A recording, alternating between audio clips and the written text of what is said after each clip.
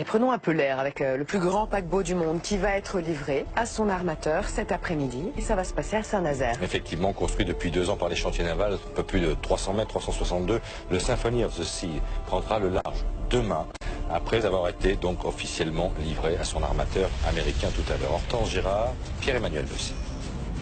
Il est grand comme un immeuble de 20 étages, long comme 3 terrains de football. Et devant son frère, l'Harmony of the Seas de quelques centimètres. Le Symphony of the Seas est conçu pour impressionner. La caractéristique de ce navire-là, c'est d'avoir des grands volumes, des grands espaces, avec 3 grandes rues, donc une rue intérieure et 2 grandes rues extérieures.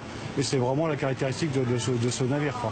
Pour que les gens n'ont pas le sentiment d'être si nombreux que ça à bord et d'avoir des grands espaces de détente. À bord, les croisiéristes découvriront plusieurs innovations extravagantes.